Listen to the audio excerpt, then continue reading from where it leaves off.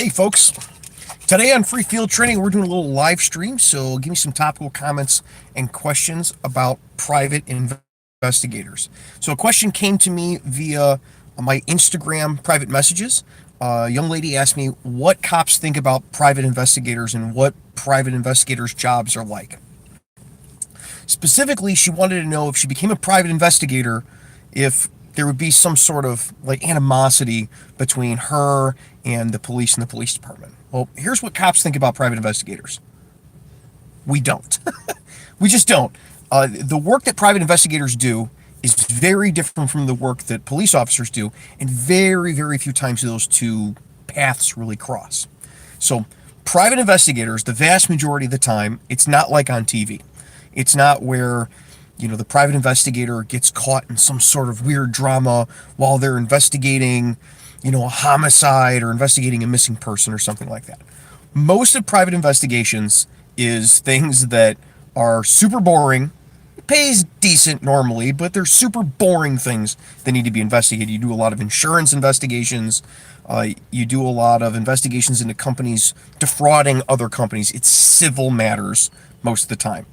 And if they get hired to work something that's not a civil matter, it's usually they're hired by a family because the criminal case, the police investigation has gone kaput. There's nothing more to investigate. And the family's got money and they're like, well, my kid's missing and the police say there's nothing more that they can do. Well, I'm going to hire a private investigator to dig deeper. I'm going to hire a private investigator that's in the city they were last seen in, and I'm going to have them dig really deep and see if I can find anything to find out what's wrong with where my kid went. So I'll give you a few examples of private investigations things that I've done and that friends of mine have done. This is the normal for a private investigator. So several years ago, I was working an event and we hired a security company to do access control for the event. Okay. So that security company, we gave them very specific instructions about who was allowed in certain areas.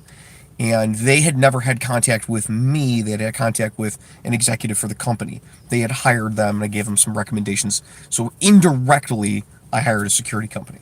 They didn't know who I was. I'm just a normal guy at the event. And so what we did is we did what's called a security audit. So security guards are at their posts at the event, and they're supposed to be doing access control, supposed to be checking IDs. And so I go to that area and try to gain access without having proper identification and see if I can get in or not.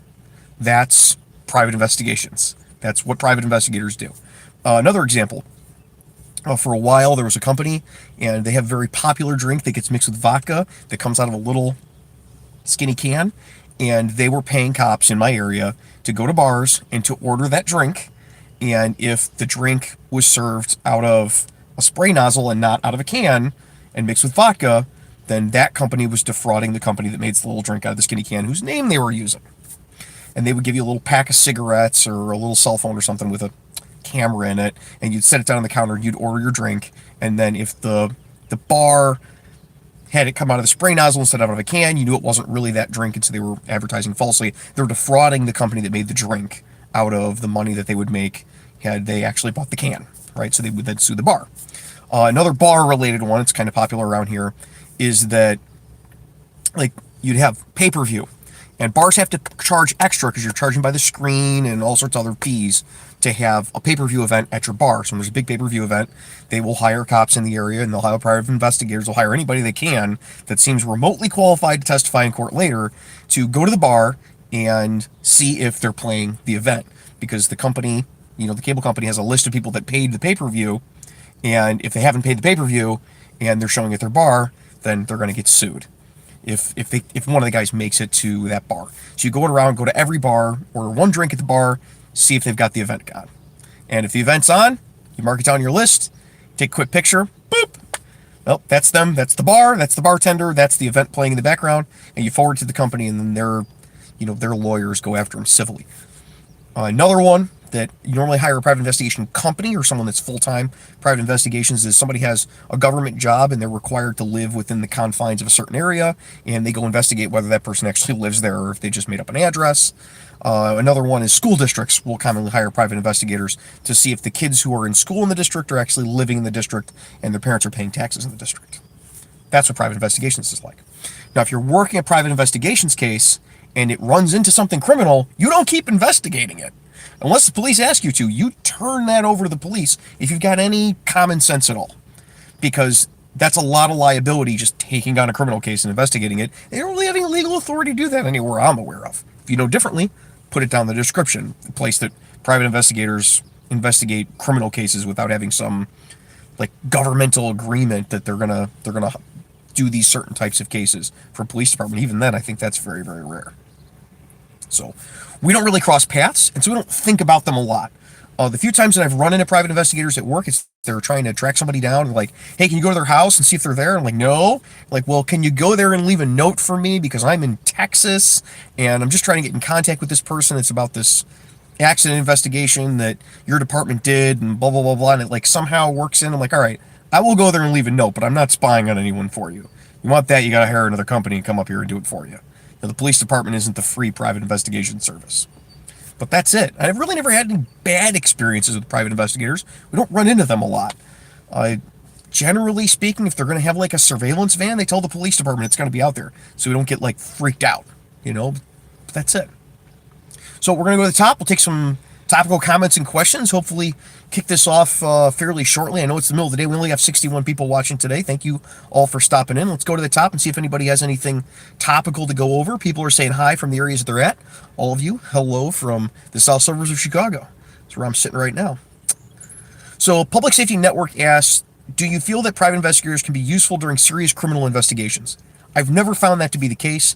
I've never seen a private investigative company or private investigator or someone just working a private investigation wanting to get involved in a serious criminal case. So, no, I would think. If anybody knows of a case where a private investigation company actually got seriously involved, other than they found some evidence of a criminal case and then turned it over to the police department, where they were contracted with the police department, put it down in the comments. I'd love to read about it. Put a link down there. I'll prove it. Send a link down there of a time that a private investigation company investigated a criminal case on behalf of a police department. I'd be happy to see it, but it's very, very rare if it does occur at all. Cynthia Depp says, have you ever been treated with disrespect by PD while doing security? The few times that I work security, I don't have negative interactions with the police because where I'm at, I can just mark myself as police when I'm working security. And the few times that I work events where I'm doing more of an executive role for security, cops can kind of tell, because we all speak the same language, that you're not, Joe Blow that they hired for minimum wage to do this. So no, I've actually found the opposite to be the case, because we all speak the same language and they kind of figure out that you're a cop, or at least that you got a brain in your head, that you're speaking sense. And so I don't have that issue. And I think a lot of the issues that security guards have with cops is that they're not speaking the same language, and they kind of stretch the borders of what they're supposed to be doing. And it doesn't really turn out really well for them very often. So I haven't noticed that, because I'm a cop. And when I was a security guard and long before I was a cop, I didn't notice that, because I didn't have a lot of interaction with the police, because I didn't get myself into crazy situations. And when we did have a crazy situation, the cops showed up, we'd be like, those are the two guys that were fighting right over there. Let us know if you need anything. Because luckily I had people teaching me early on that had some brains about them and didn't tell us to get involved in stuff and start giving our opinion where it doesn't really matter. G. Wheeler says, what recourse do you have if discovered shady goings-on where cops are involved? Well, if it's inside the agency, you just push it right up the chain of command. That's super easy. Not what's going on. I'm not going to get involved in some big criminal investigation. Generally, that's the Justice Department's problem if they're doing something that's illegal. If nothing's done from there, I could go to the state's attorney's office, or I could go to the feds directly, but I've never had to do that.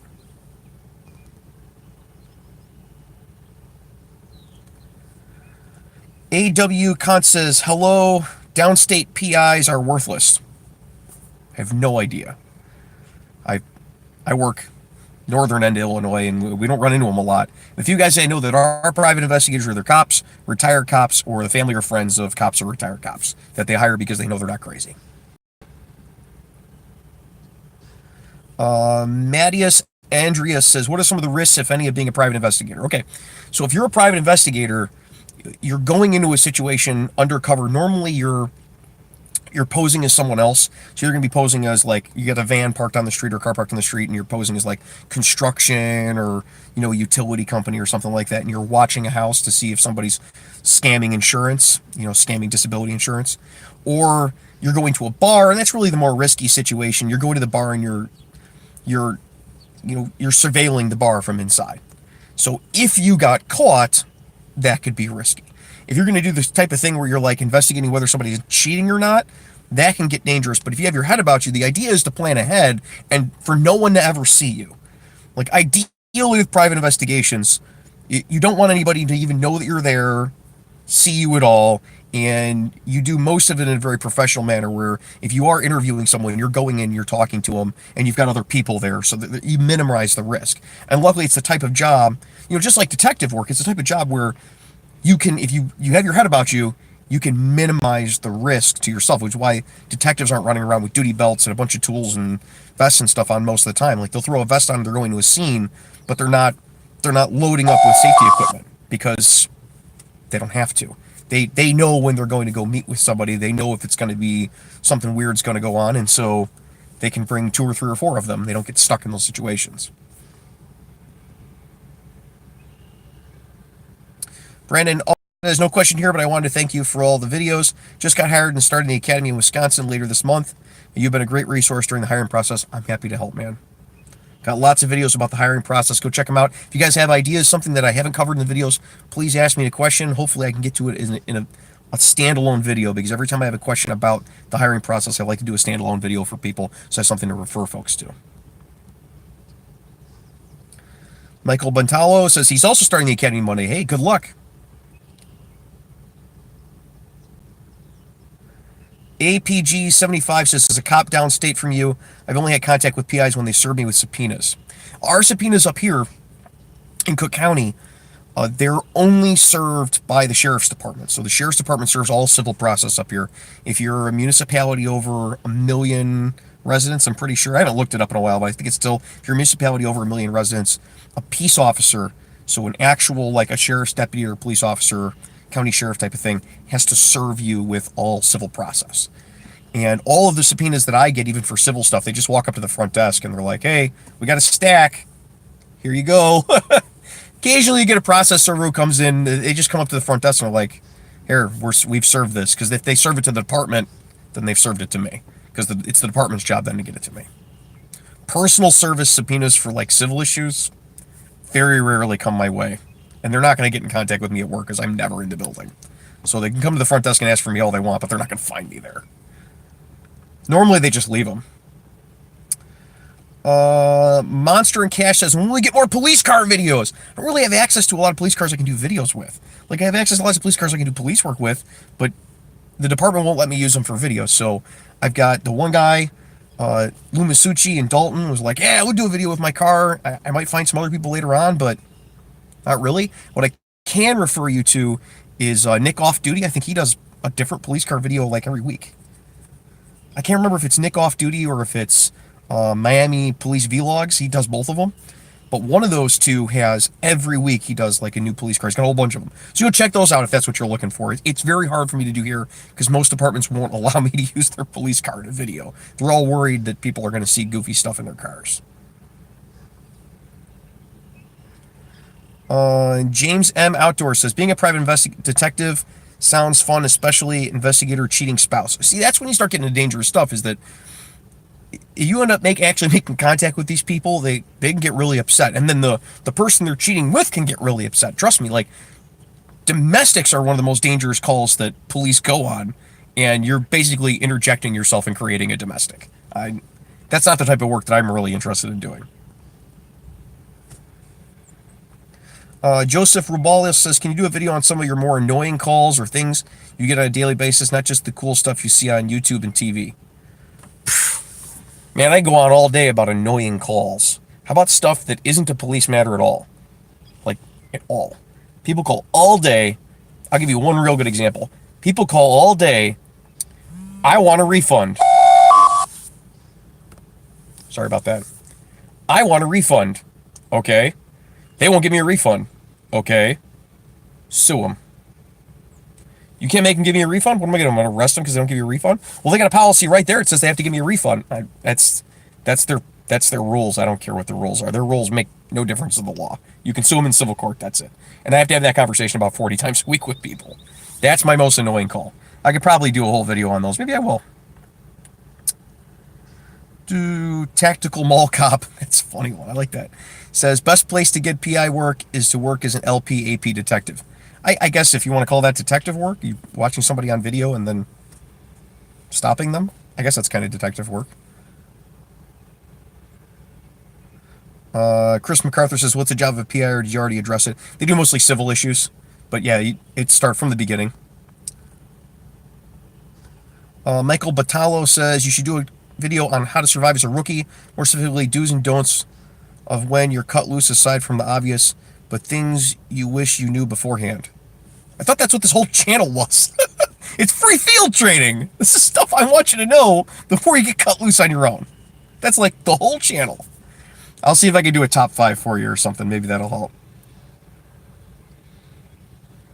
Xefiel says police to take over when the private investigations go south, win for the PIs. Exactly. I mean, that's like, if I'm working a case and I'm like, I think this guy works for the cartel. Dealing with this. Enjoy. Let's go to TAC and they send it to the DEA. I don't want anything to do with this. Jaden Lamb says, hey, free field training on Wednesday. I saw a pickup truck cutting through a parking lot. FYI, it was modified and I want to take the exit by the bank, but the road was closed, so no new route. I have no idea. Gunn Griffin says, I will say this as a bail bonds recovery agent. Is that a bounty hunter? Let's call it what it is. So as a bounty hunter, I'm surprised how helpful and friendly police and DA office have been with me. In a year, they more often than not go far beyond what I expect to assist. All right, because it's the same team, right? Like, you want to catch this bad guy and put him in jail? Okay. You know, that's like the worst. Like, we have whole warrant squads, and a lot of guys try to stay off the warrant squad because they don't want to go knocking on doors trying to find people. So you're going to come here and find criminals for us? Bring them to us? Enjoy! Here's some info. Bill Ketch says, Tommy! What's up, Bill? How's it going? How's the West going? Chicago here is still waiting for you if you ever want to come back.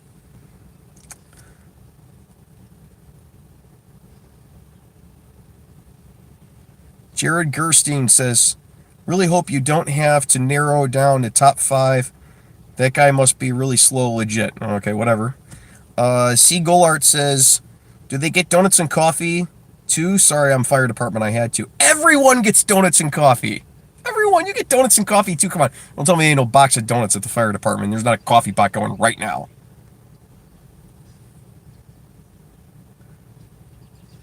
Bill says it's sunny and 70 today. It's 52 and sunny today. Going to Blue and Gold later today. Should be fun. Probably put some stuff on the Instagram for Blue and Gold. Cub Scout leader. All right, and that looks like about it. Somebody retracted their message. Oh, there's another comment. Anturin guy says, can a PI arrest? That's a fun one. We may have to do something entirely on citizens arrest later and how that's silly. And how arrests really don't make a difference. Anybody can arrest anybody in most states, and it doesn't matter. But I'll do a whole video on that. That sounds like it'd be a good one.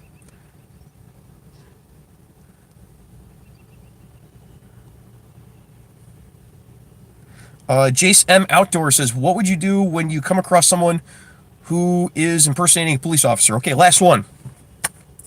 I arrest them. It's just that simple. And I have before. I've come across people who are impersonating the police. Normally, it's pretty poorly done, and they get arrested, and they go to jail. And then that's it. That's the whole thing. So, that's it. You guys, only 20-minute video today. Sorry I cut it off. I got other stuff to do. Blue and Gold later today with the kids. I still got to go to the scout shop, pick my kids up from school, do all that happy stuff. So, until next week, you guys be safe. Take care of each other. More videos coming out next week. We did a live stream this week because this week I was supposed to put out the ice diving class videos, but I'm waiting for the company to come back to me with their contact info. I don't want to release it before I got their contact info. It's up on Patreon right now, along with a couple other videos that are waiting for, final cut and release and stuff like that. So if you're a patron, head on over to Patreon. I got stuff already up. If not, in the next couple of weeks, we got some cool stuff coming. Ice diving, where we got video of the actual ice diving class. So take it easy.